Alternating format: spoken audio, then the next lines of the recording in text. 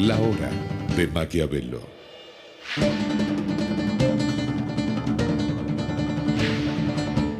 Para conocer a los que están detrás del poder.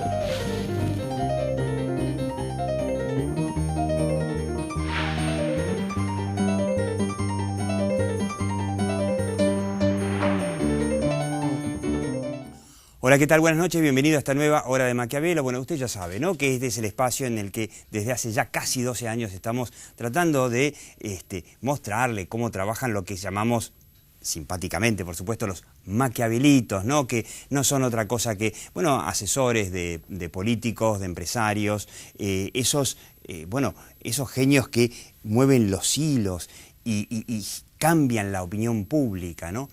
En esta hora de Maquiavelo vamos a tener un programa muy especial porque tenemos un solo invitado y ese invitado es una de las mentes más brillantes que hay en la Argentina hoy en día, que es Juan José Sebrelli, crítico, muy crítico del gobierno de Cristina Fernández de Kirchner, y vamos a preguntarnos por qué la Argentina, parafraseando al expresidente Eduardo Duhalde, en lugar de estar condenada al éxito, pareciera que la Argentina está condenada al fracaso.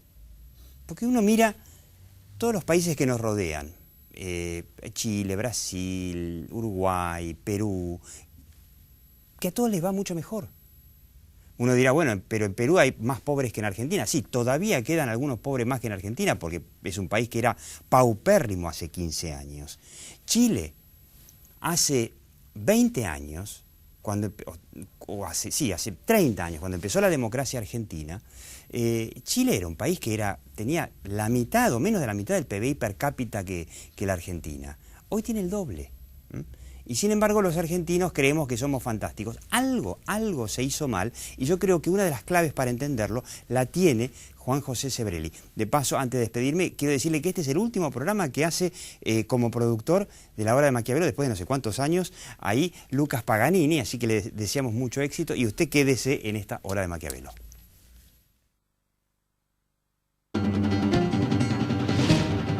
La hora de Maquiavelo.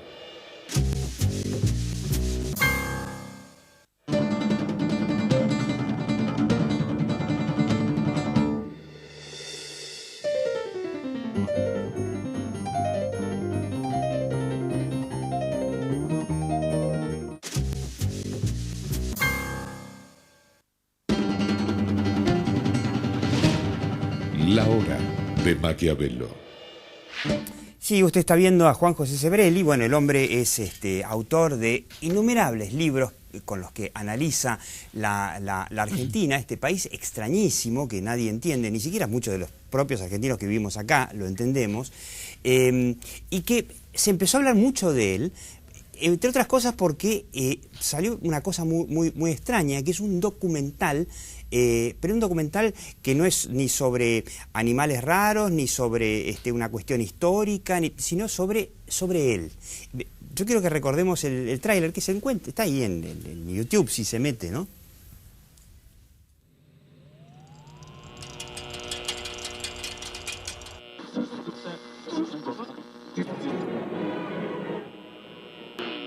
En un lamentable accidente aéreo se mató el cantante Carlos Gardel. Un viento contrario fue la causa del accidente. La entrada de los revolucionarios es un espectáculo nunca visto en la ciudad. La niebla gris rasgó veloz el vuelo de un avión y fue el triunfal amanecer de la revolución. Y como ayer, en inmortal 1810, salió a la calle el pueblo radiante de altivez. No era un extraño el opresor, cual el de un siglo atrás, pero era el mismo el pabellón que quiso arrebatar, y al resguardar la libertad del trágico malón, la voz eterna y pura por las calles resonó. ¡Viva la patria y la gloria de ser libre! ¡Viva la patria que quisieron mancillar! Orgullosos de ser argentinos al trazar nuestros nuevos destinos. viva la patria, de rodillas en su altar. Con la sociedad irracional no se puede negociar. Se le debe oponer el gran rechazo. Hay que aprender a ir contra la corriente. Hay que ir acostumbrándose a quedar solo, a no ser escuchado por casi nadie. Mientras el engaño triunfa por todas partes y a nuestro alrededor, todos entran alegremente en la corriente. Bueno, y es el tráiler del documental que lamentablemente por ahora se puede ver solamente en el Teatro San Martín. El Centro Cultural San Martín. El Centro Cultural San Martín, perdón. No recibió fondos del INCA. Creo que por hay supuesto. Cientos de producciones por año que no ve nadie, que son malísimas, que reciben mucha plata del INCA. Y bueno, es prácticamente underground. O sea que tenemos acá al líder del pensamiento underground. Y yo arranco preguntándote por qué la Argentina es como es, por qué todos los países alrededor de la Argentina, que también son latinoamericanos, que tienen el mismo origen que la Argentina, les va entre bien y muy bien en esta última década. Chile viene creciendo desde hace 30 años, pero todos, Brasil, Perú, quizás podemos hacer la excepción de Bolivia, Venezuela, pero en general todos andan bien. ¿Por qué la Argentina no? Además, no solamente que hoy todos andan bien, sino que en otra época, cuando América Latina era realmente un continente del atraso total, a la Argentina le iba muy bien. Es decir, que no es una cuestión de caracteriología nacional ni nada que se le puede, que se puede decir. Yo creo que básicamente la causa es el populismo. La aparición del populismo, cosa que no han tenido los demás países de América Latina, en la pobreza y demás. Ha habido dictaduras militares tradicionales, en casi todos ellos, pero no el populismo. Las dictaduras militares no arraigan, pasan, hacen todo el mal que pueden, pero no arraigan. No hubo, el único país donde hubo un populismo, y a tal punto que fue anterior a Perón, y Perón se inspiró bastante en él, es Brasil con Vargas, Getúlio Vargas. Pero Brasil tuvo su Getúlio Vargas. Claro, Getúlio Vargas. Y sin embargo, Brasil no hay varguistas. Porque no hay varguistas, no hay afiches de Vargas por ninguna parte. Vargas es historia. No, acá todavía sigue Perón y Evita que vivieron en un mundo, en un país que ya no existe para nada, donde la mayor parte de los que van a votar el domingo ni siquiera nacieron después de la muerte de ambos. Claro, ¿no? y incluso España, otro ejemplo, que tuvo a Franco, y lo tuvo muchos años, sí. No hay más franquistas. No hay más franquistas. No, este es un caso único y una anomalía realmente de la sociedad, de un gran sector de la sociedad argentina. Eso no hay vuelta de hoja, porque lo votan, la gente lo vota. Es decir, de un sector por momentos es mayoritario, por momentos no. Eso yo creo que es lo fundamental. Pero yo conozco mucha gente inteligente que piensa así. Sí, no, pero la inteligencia, la cultura a veces no es necesaria, pero no es suficiente. Tenemos el ejemplo típico del nazismo en unas sociedades más avanzadas de aquella época, apoyado por universitarios, por grandes filósofos, por científicos y demás. Hay elementos afectivos que obnubilan a la inteligencia. Eso es indudable. Pero este caso, porque el tema del populismo impone dos cosas que son las causas de los mal que nos va y de haber pasado de ser uno de los países más importantes del mundo, entre los 10 países más importantes económicamente y culturalmente, porque la educación argentina era un ejemplo a comienzos del siglo XX, claro. La educación sarmientista ha pasado a ser lo que somos hoy. Una decadencia que empieza justamente coincide con todo el auge del populismo, El populismo impone en lo político un régimen autoritario apoyado por las masas, ¿no? Y en lo económico, un modelo económico que es la causa de lo mal que nos va.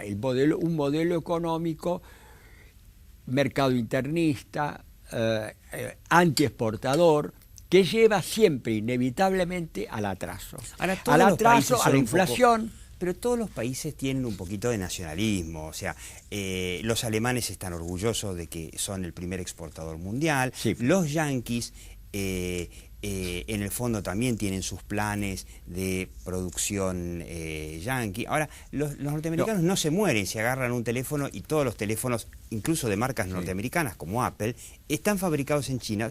Los yanquis lo Todo. saben y no se mueren por La globalización eso. es un hecho, es una realidad total. ¿Por qué en Argentina?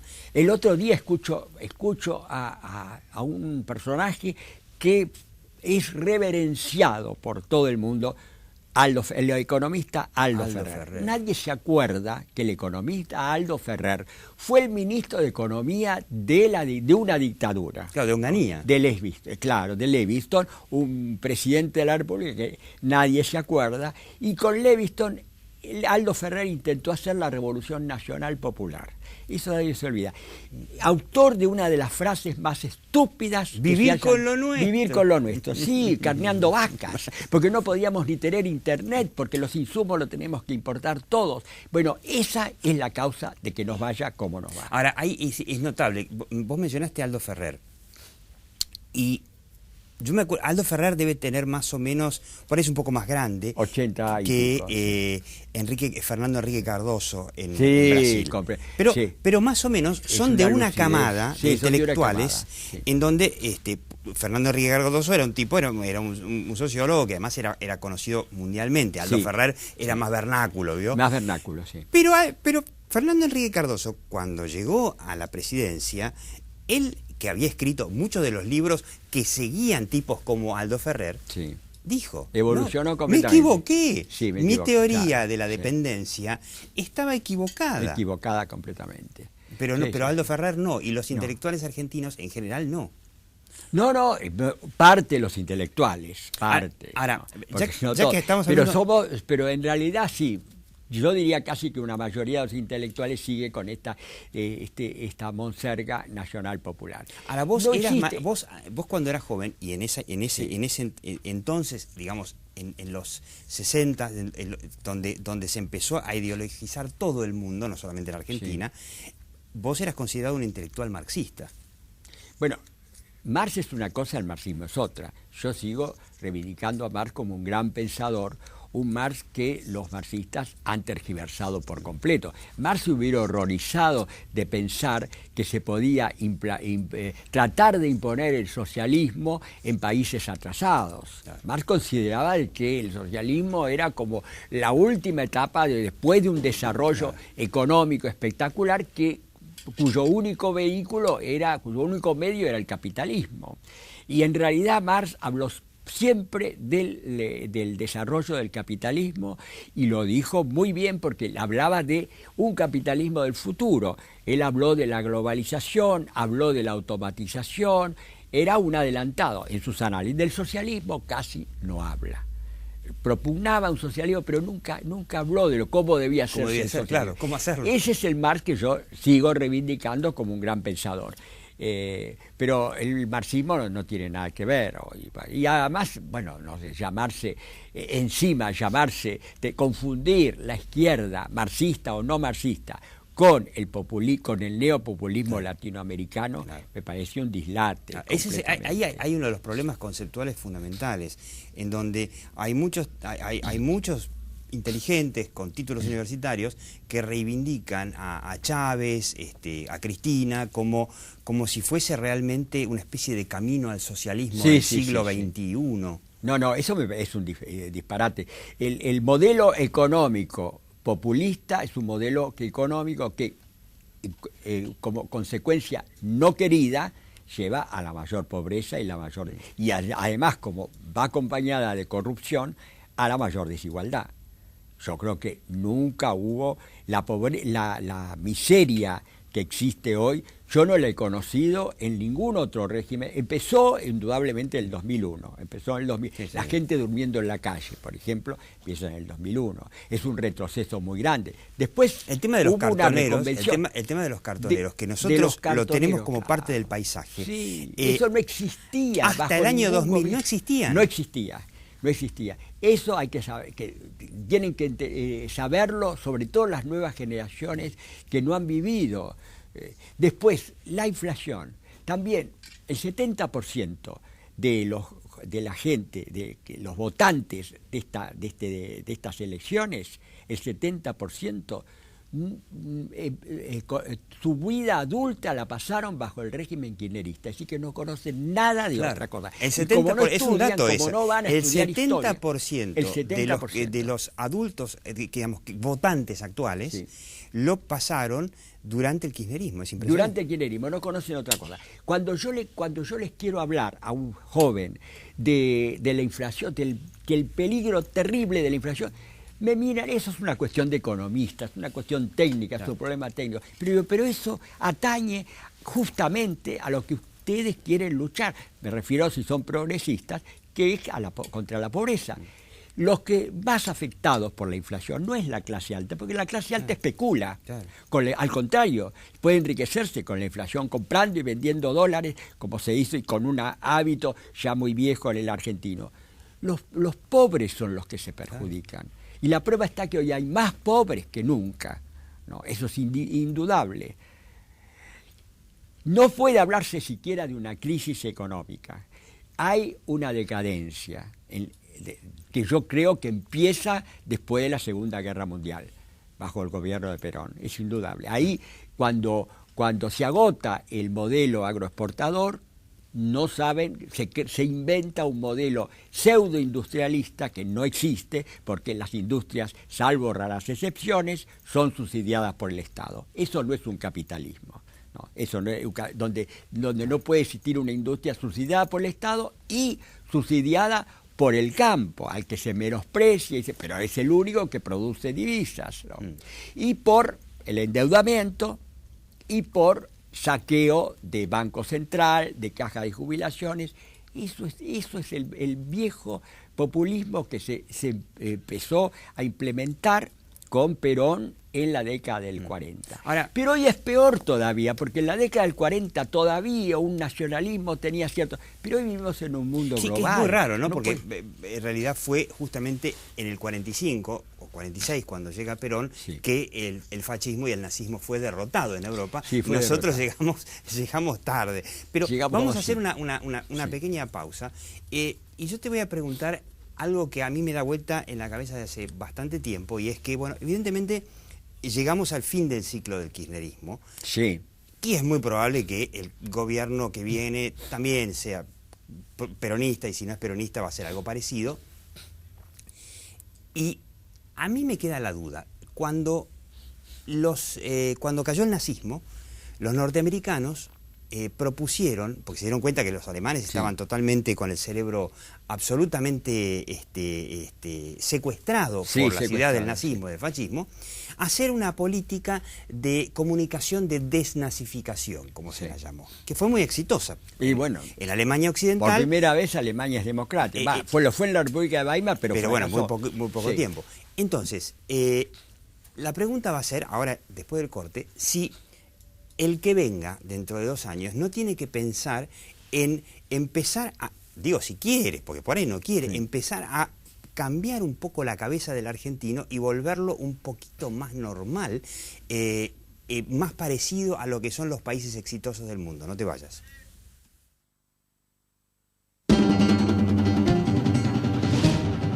La hora de Maquiavelo.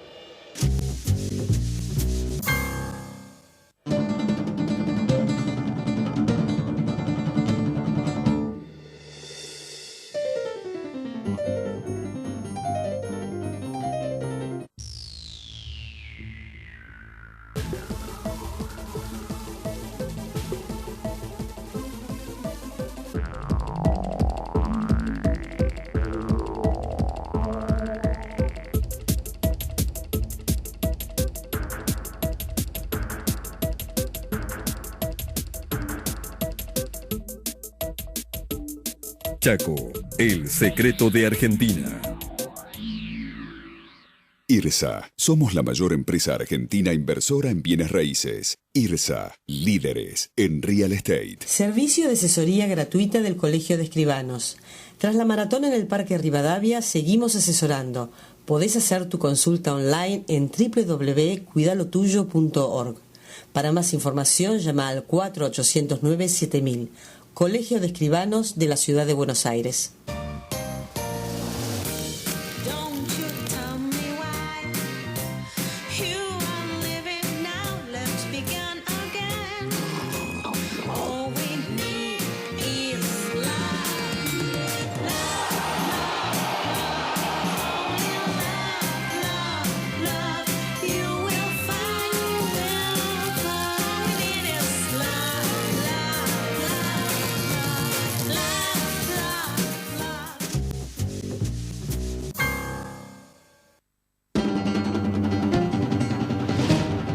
La hora de Maquiavelo. Bueno, y la idea de hablar con Juan José Sebrelli es preguntarle si en algún momento va a haber un cambio, probablemente en el 2015, algunos dicen antes, cuando sea, que trate de desterrar esta mentalidad populista de la Argentina que la ha llevado al fracaso. Hoy la Argentina, esto es opinión de Diego Dillenberger, hoy la Argentina tendría que ser, como dijo la señora Presidenta de la Nación, como Australia y Canadá. Es más, antes, durante la campaña electoral de su primera elección, en el 2007, a Cristina le preguntaron a qué país se tendría que parecer la Argentina que ella quiere.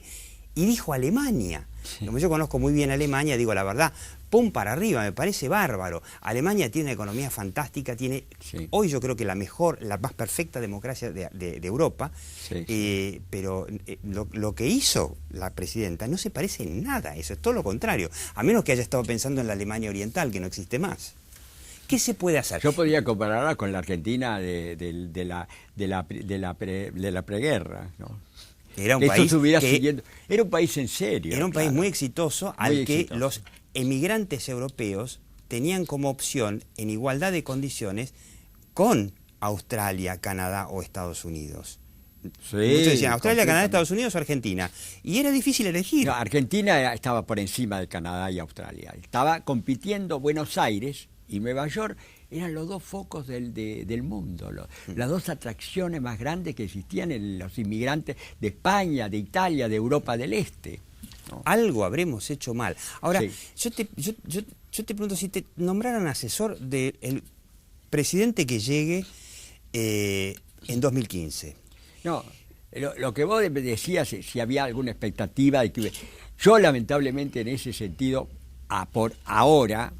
Dentro de 3 años a lo mejor las cosas cambian mucho en este país, cambia todo completamente y surgen nuevas.